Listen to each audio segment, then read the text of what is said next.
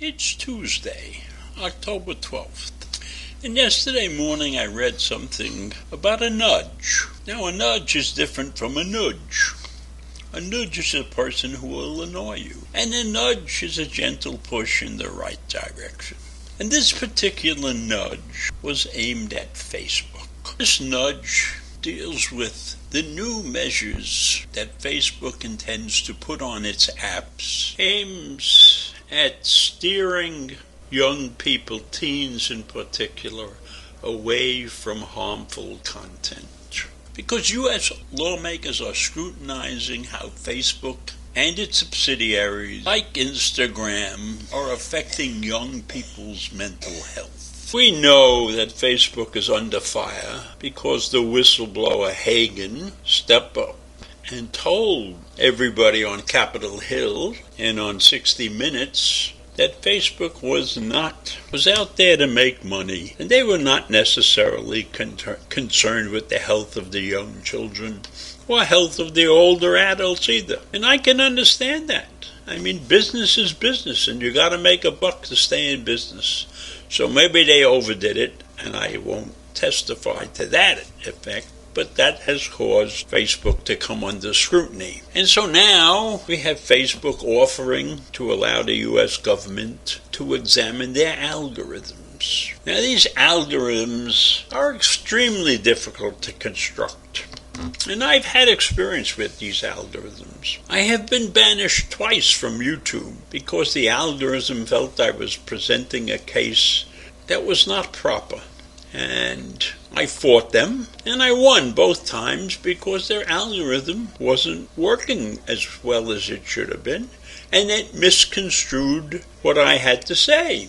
So they reinstated me both times. Now, writing an algorithm to manage what a person is watching, what a person is saying, is extremely difficult. So I'm not sure that anybody could really construct an algorithm that's even close to being correct 100% of the time. Anyhow, Nick Clegg, Facebook's Vice President of Global Affairs, stated that algorithms should be held to account, if necessary by regulation, so that people can match what our systems say they're supposed to do from what actually happened. That's a pretty tall order. It boggles my mind as to how Facebook thinks they're going to be able to do this. Are they going to explain to you, the user, the watcher, exactly what the thing you're about to see is supposed to do for you? I don't think that's possible.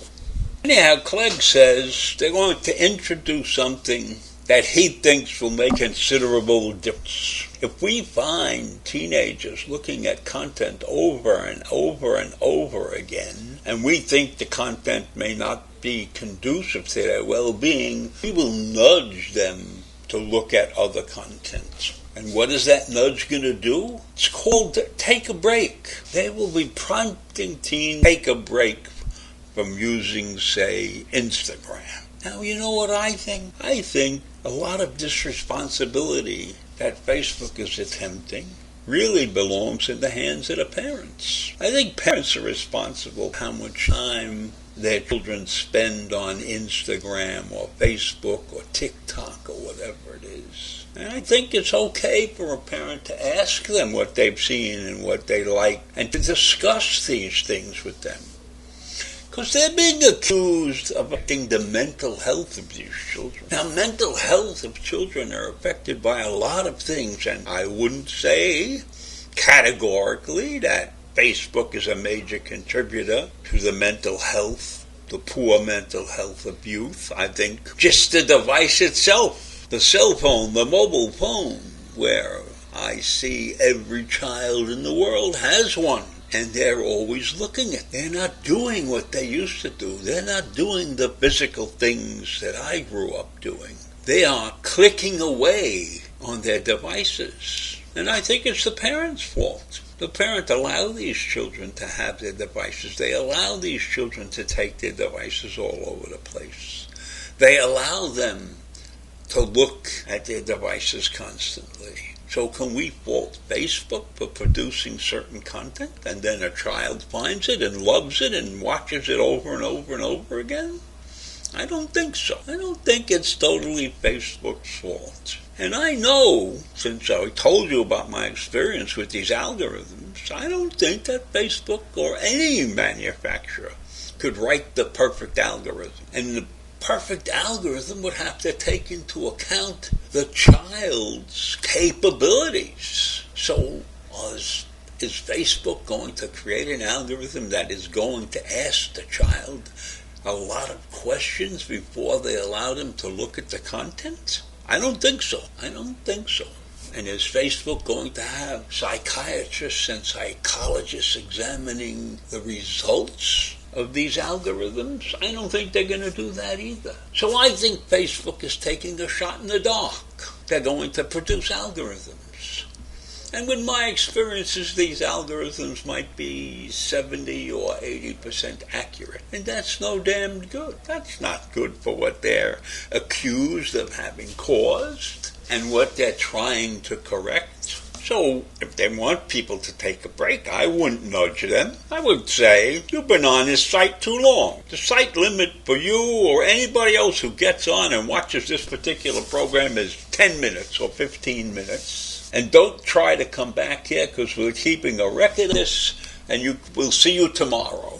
How about something like that? Instead of some cockamamie algorithm that's going to be wrong half the time anyhow. So I think this is a poorly constructed setup. There's got to be a better way, and an algorithm isn't always the answer. Maybe just a straightforward nudge or bang on the back of the head, perhaps. Time to get off the site, kid.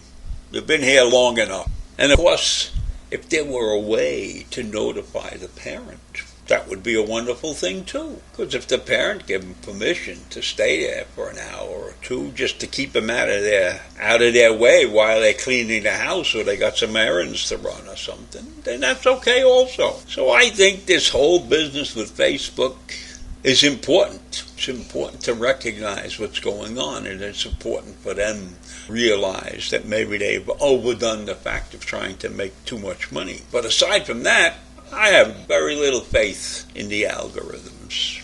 So I'll leave you with that this morning, and I'll see you tomorrow. Bye.